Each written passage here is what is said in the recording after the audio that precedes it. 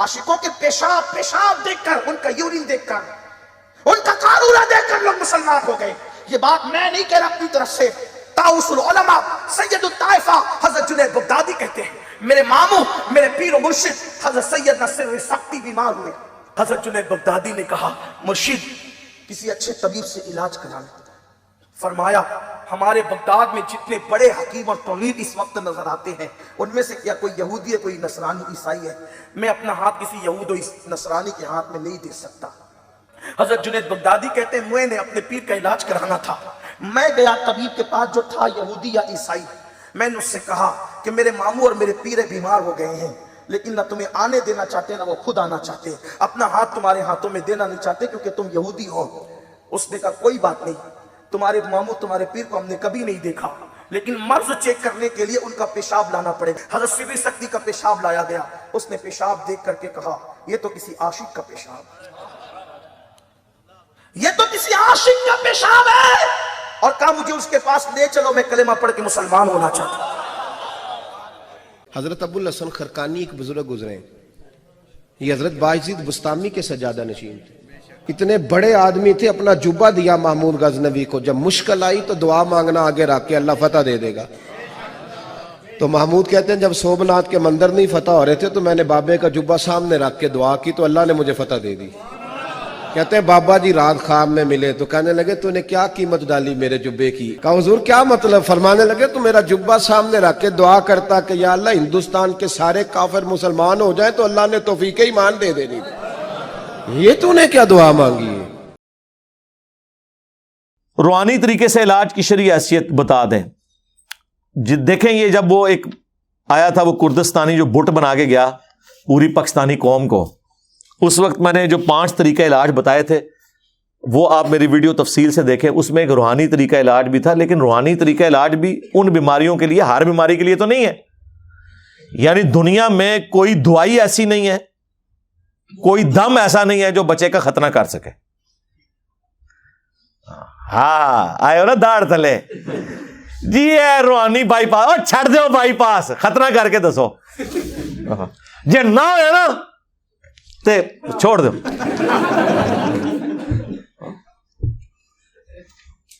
आज वो जिस बुजुर्ग ने स्टेक ते लवाना है अपने आप नो, केड़ा है जेड़ा लिख के दवे मनु कि अगर मैं ना कर सकिया खतना तो जो मर्जी करो जी, इंजीनियर साहब इजाजत है, तो पता चल जाएगा भाई। जो सर्जरी काम करती है वो बाजुकात अद्वियात से नहीं हो सकता, वो फिजिकली आपको इलाज करना है। इस तरीके से झाड़ फूंक का एक इलाज जो है वो चंद एक चीजों के लिए है जो उसके एक्सपर्ट्स हैं वो करते हैं। बुखारी मुस्लिम में हदीस है कि शिफा 3 चीजों में है, शहद में, हिजामा कपिंग यानी ये पछने लगवाने में, और दाग देने में। लेकिन मैं अपनी उम्मत को दाग से मना करता हूं, लेकिन ये मना हराम के दर्जे में नहीं है, प्रेफरेबल है।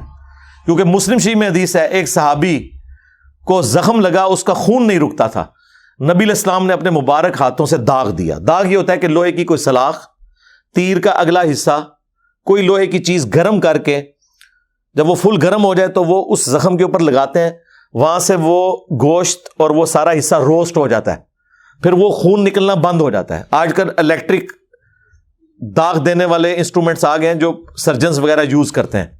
इसलिए देखें, आप जो बाईपास के ऑपरेशन हो रहे हैं ना, तो वो बड़े एडवांस हो चुके हैं, ऐसी अद्वियात आ गई हैं, अब खून भी नहीं लगता और बाईपास हो जाता है। वरना पहले कितनी बोतलें अरेंज करनी पड़ती थी, खून जाया हो जाता था। तो नबी इस्लाम ने खुद वो तरीका इलाज इस्तेमाल किया, आपने फूंक क्यों नहीं मार दी? कहीं अल्लाह ने चाहा तो हो भी गया। बुखारी में हदीस है, एक साहबी की पिंडली की हड्डी टूट गई, नबी इस्लाम ने हाथ फेरा, ठीक हो गए। लेकिन ये 1-2 वाकयात मौजूदा तौर पे, अदरवाइज नबी इस्लाम पूरा इलाज करवाते थे।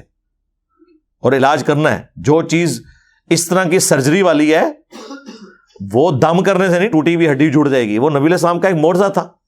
अगर आपको अपने बुजुर्गों पे इत्मीनान है तो तोड़वाएं अपनी टांगे और टाइम क़यामत तक जाए, करवा के दसो किसी को सीधा।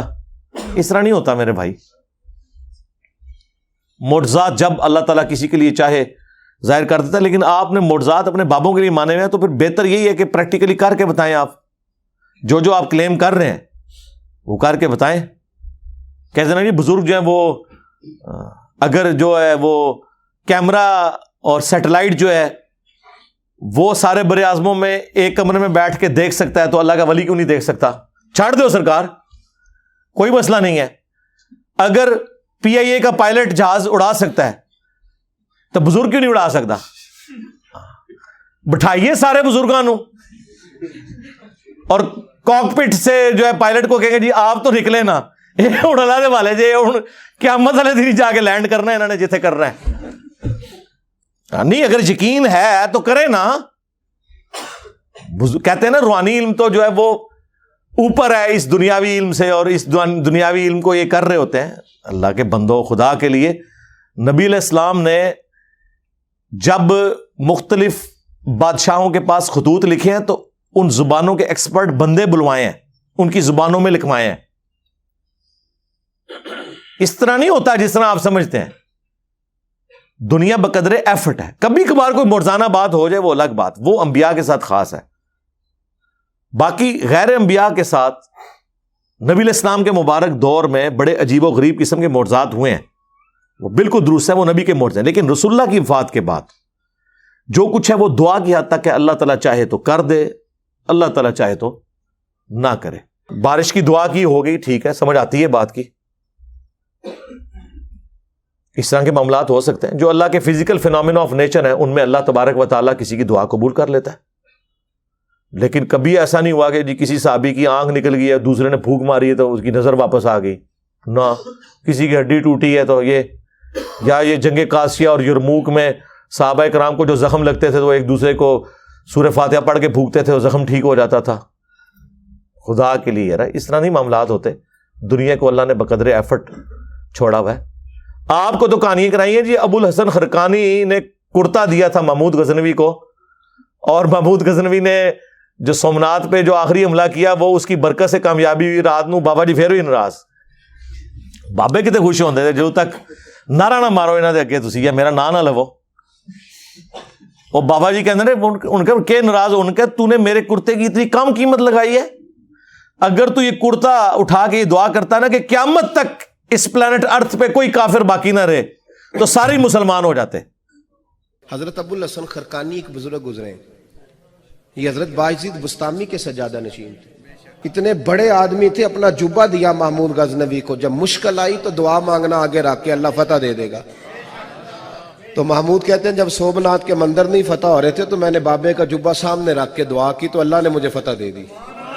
کہتے ہیں بابا جی رات خواب میں ملے تو کہنے لگے تو نے کیا قیمت ڈالی میرے جبے کی؟ کہا حضور کیا مطلب؟ فرمانے لگے تو میرا جبہ سامنے رکھ کے دعا کرتا کہ یا اللہ ہندوستان کے سارے کافر مسلمان ہو جائیں تو اللہ نے توفیق ایمان دے دینی، یہ تو نے کیا دعا مانگی ہے؟ اچھا لوگ پڑھتے ہیں سبحان اللہ، لعنت ہے، سنانے والے بھی سننے والے بھی۔ کیا صحابہ کرام قادسیہ اور یرموک میں رومنز اور پرشینز کے خلاف رسول اللہ کا کرتا لے کے گئے تھے؟ اور جب وہ کرتا حضور نے خود پہنا ہوا تھا ابو جہل نے تو پھر بھی کلمہ نہیں پڑھا۔ تم لوگ کہہ رہے ہو کہ روئے عرض پہ سارے مسلمان ہو جاتے کرتے کے وسیلے سے دعا کر کے، اور حضور کا تو کرتا وہ تھا جو واقعی شفا بھی دیتا تھا۔ مسلم شریف میں حدیث ہے کالا جبہ حضور کا نکالا اسما بنت ابی بکر نے، ان کا کہ نبی علیہ السلام پہ پہنتے تھے، ہم اس کا دھون مریضوں کو شفا کے لیے دیتے ہیں۔ یہ تو حضور کا چلے کرتا تھا، اور صحابہ کے پاس تو حضور کے جسم کے حصے تھے، بال مبارک۔ کرتا تو بہت چھوٹی چیز ہے، وہ تو حضور نے پہنا نا، جو آپ کے بال مبارک۔ صحیح بخاری میں حدیث ہے ام سلمہ نے حضور کے چند بال نکالے ایک ڈبیا میں اور کہا کہ یہ نبی علیہ السلام کے بال ہیں، ہمارے محلے میں کوئی بیمار ہوتا ہے میرے پاس وہ پانی کی پیالی بھیجتا ہے، میں اس میں گھول دیتی ہوں، شفا ہو جاتی ہے اللہ کے اذن سے۔ یار وہ بال لے کے صحابہ کرام رومن اور پرشینز کے خلاف جا کے لڑتے اور بالوں کو سامنے رکھ کے تو فتح حاصل کرتے، جنگوں کی تکلیف کاٹی۔ 8,500 صحابہ اور تابعین شہید ہوئے ہیں صرف قادسیہ میں پرشین امپائر کے خلاف۔ کتنے لوگ ہاتھیوں کے نیچے آگے شہید ہوئے ہیں، تسی نگاہ ہی مار دے رہتے ہو، سب کہانی ہے۔ اور اب تو میں نے آپ کو بہت پہلے پریڈکٹ کیا تھا کہ اب ینگ جنریشن یا تو علمی کتابی مسلمان بنے گی، یعنی علمی کتابی سے مراد چھڑا مسلم، کتاب و سنت کے دلائل ماننے والا، اور یا پھر وہ اس مذہب سے ہی برگشتہ ہو جائے گی، سیکولر یا ایتھیسٹ ہو جائیں گے۔ باقی فرقے تو ہم نظر نہیں آنے۔ انشاءاللہ تعالی. کیا موجودہ دور میں کرامات کا کسی بھی شکل میں وجود باقی؟ جی باقی ہے. یہ ہمارا پلیٹ فارم کرامت ہے. اس سے بڑی کوئی پلانٹ ارتھ پہ کرامت ہے تو بتا دیں. تفنن اپنی جگہ اور ریئلٹی بھی ہے. یار انہوں نے کبھی سوچا تھا کہ ایک بندہ اٹھ کے انہیں اس طرح ایکسپوز کرے گا کہ ان کی اولادیں جن کو بچپن سے بابوں کی کہانیاں گٹھی میں ڈالی گئی تھی وہ چھوڑ کے اس شخص کے ساتھ جڑ جائیں گے جس کی قبر مدینے میں ہے صلی اللہ علیہ وآلہ وسلم. آپ کو کتنا فخریہ سناتے ہیں, نہیں فلانے دا فیض جاری ہے, او چھڑ دیو سارا نے فیض ڈوب گئے. ایک یوٹیوب دی ویڈیو, ایک میرا نعرہ نا سب کچھ لے گیا. تو یہ کرامت نہیں ہے. کرامت یہ ہے کہ اللہ کا کرم ہو جائے کسی پہ, کسی کی دعا قبول ہو جائے, کسی کی ایفرٹ اللہ تعالیٰ قبول کر لے اور اس کی برکت سے کوئی معاملہ کو جاری فرما دے.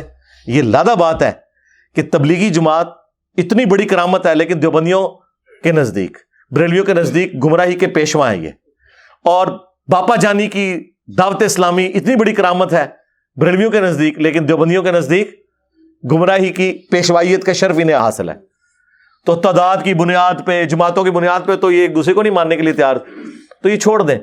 تو کرامت کے اوپر میں نے مفتی منیب الرحمان صاحب حافظہ اللہ نے جب میرے خلاف ایک مضمون لکھا دنیا اخبار میں, تو میں نے ان کی طبیعت صاف کی تھی کرامت اور معجزے کے حوالے سے کہ ہم مانتے ہیں, لیکن وہ چیزیں جو واقعی رپورٹ ہوئی ہیں.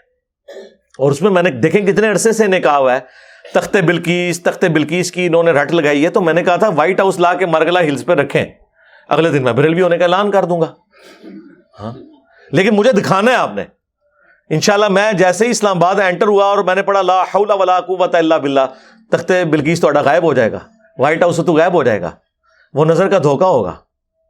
اور غائب نہ ہویا ٹھیک ہے میں بریلوی ہو جاؤں گا, ٹائم قیامت تک جائے. کرامات کی وجہ سے مقام طے کرنا, کوئی مقام طے نہیں ہوتے سرکار. یہ کل وہ ایک بندے کی ویڈیو لگی ہوئی ایک بریلوی عالم کی, اور وہ واقعہ یہ سنا رہا ہے. اچھا وہ واقعہ سنا رہے ہیں, لوگ مذاق اڑا رہے ہیں, یہ آپ کے بزرگ لکھ کے گئے ہیں واقعات.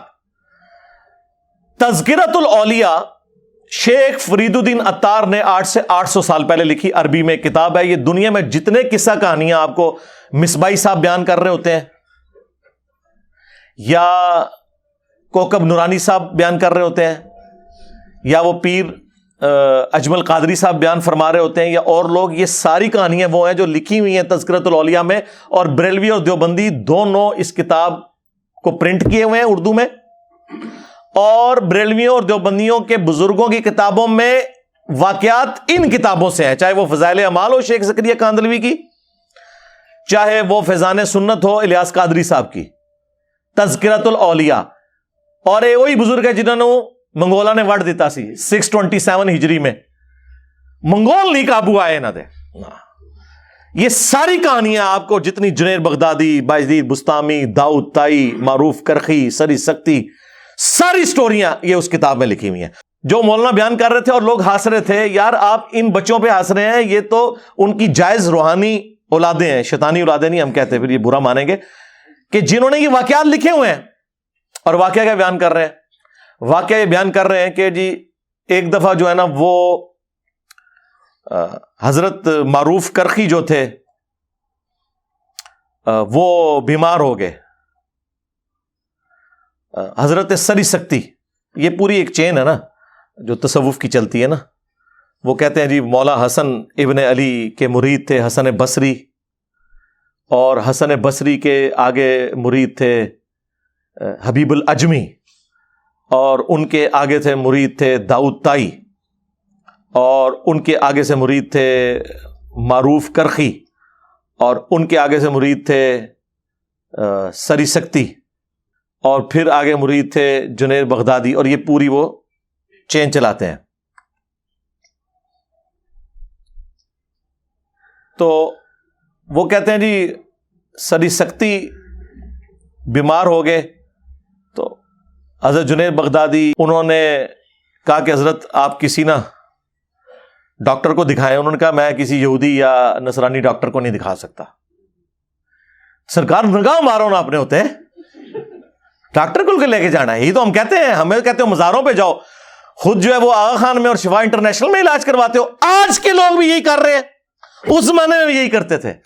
ان کا جتنے اچھے ڈاکٹر ہیں وہ تو یا جیوز ہیں یا کرسچنز ہیں. تو میں تو وہ نبض چیک کرے گا تو میں نبض تو نہیں دکھا سکتا, ہاتھوں میں ہاتھ نہیں دے سکتا. دیکھو کس چیز کو کس سے ملایا ہوا انہوں نے. تو پھر خیر وہ ایک کہتے ہیں یہودی کسی ڈاکٹر کے پاس, طبیب کے پاس گئے. انہوں نے کہا یار چھوڑ دیں, آپ نا اپنے حضرت صاحب کا پیشاب مبارک لے آئیں. یہ مبارک تو میں نے لگایا نا عزت کے لیے, بزرگوں کا نام عزت سے لینا چاہیے, کیونکہ وہ پیشاب ٹیسٹ سے بھی بتا دیا کرتے تھے. اچھا وہ کتنا پہنچیا, وہ پیشاب تک کے دس رہا ہے, انہوں نہیں پتا منہ کیڑی بیماری لگی ہے. میں تو پھر انج جناب پڑھاں گا. وہ کہتے جی جب پیشاب لے کے گئے, اس نے پیشاب دیکھا, کلمہ پڑھ کے مسلمان ہو گیا. اچھا کیوں جی, کیا ہو گیا؟ وہ کہتے جی کسی عاشق دا پیشاب ہے. عاشقوں کے پیشاب دیکھ کر, ان کا یورین دیکھ کر, ان کا قارورہ دیکھ کر لوگ مسلمان ہو گئے. یہ بات میں نہیں کہہ رہا اپنی طرف سے, طاؤس العلماء سید الطائفہ حضرت جنید بغدادی کہتے ہیں, میرے ماموں میرے پیر و مرشد حضرت سید نصر سختی بیمار ہوئے. حضرت جنید بغدادی نے کہا مرشد کسی اچھے طبیب سے علاج کرانا. فرمایا ہمارے بغداد میں جتنے بڑے حکیم اور طبیب اس وقت نظر آتے ہیں, ان میں سے کیا کوئی یہودی ہے, کوئی نصرانی عیسائی ہے؟ میں اپنا ہاتھ کسی یہود و نصرانی کے ہاتھ میں نہیں دے سکتا. حضرت جنید بغدادی کہتے ہیں میں نے اپنے پیر کا علاج کرانا تھا. میں گیا طبیب کے پاس جو تھا یہودی یا عیسائی. میں نے اس سے کہا کہ میرے ماموں اور میرے پیر بیمار ہو گئے ہیں, لیکن نہ تمہیں آنے دینا چاہتے نہ وہ خود آنا چاہتے, اپنا ہاتھ تمہارے ہاتھوں میں دینا نہیں چاہتے کیونکہ تم یہودی ہو.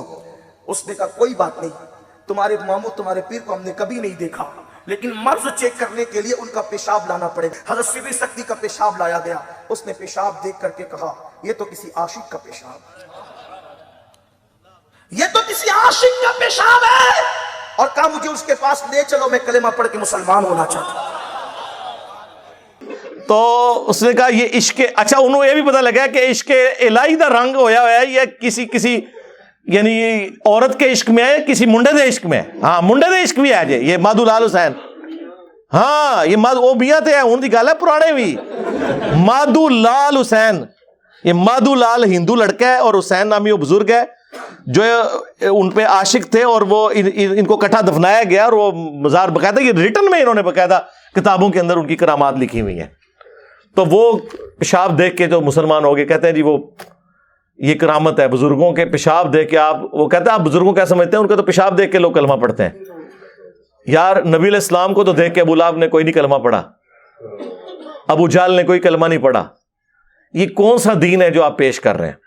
اچھا سوشل میڈیا نے ان کے لیے پرابلم کھڑی کر دی ہے کہ پہلے یہ چیزیں کتابوں میں لکھی ہوئی تھی اور پبلکلی عام نہیں ہوئی تھی, کوئی جرت بھی نہیں کرتا تھا کہ بیان کر کے اس کو اس طریقے سے اس کی انجین نہیں کرے. ہم نے کرنی شروع کی ہے, تو اب آپ دیکھ لیں ان کے لیے کتنی بڑی مصیبت کھڑی ہوگی. تو اس طرح کی کئی ایک واقعات ہیں, انہوں نے کہانیاں مشہور کی ہوئی ہیں, وہ کرتے رہے, اس کا اینڈ رزلٹ کوئی نہیں ہے, بس مذاق ہی اڑے گا نا.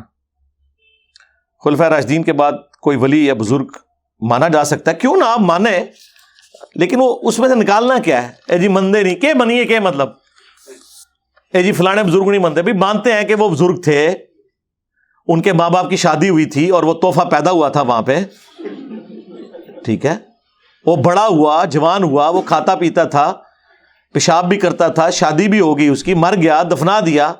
یہی ماننا ہوتا ہے نا کسی کو, اور کیا منوانا چاہتے ہیں؟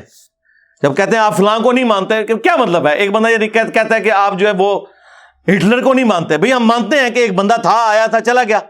ماننے سے مراد کیا لیتے ہیں؟ انکار تو ہم نے کسی کا نہیں کیا. نہیں وہ بزرگ نہ, انج نہیں, نہ یہ تہاڈی خواہش نہیں پوری ہونی, ٹھیک ہے. تو ہم مانتے ہیں, دیکھیں امام بخاری امام مسلم کو ہم اپنا بزرگ مان رہے ہیں نا, جبھی تو اتنے احترام سے وہ خود آ جائیں تو ہم ان کا کیا عزت کریں گے. ہم نے ان کی لکھی ہوئی کتابیں احترام کے ساتھ اپنے ٹیبل پہ رکھی ہوئی ہیں.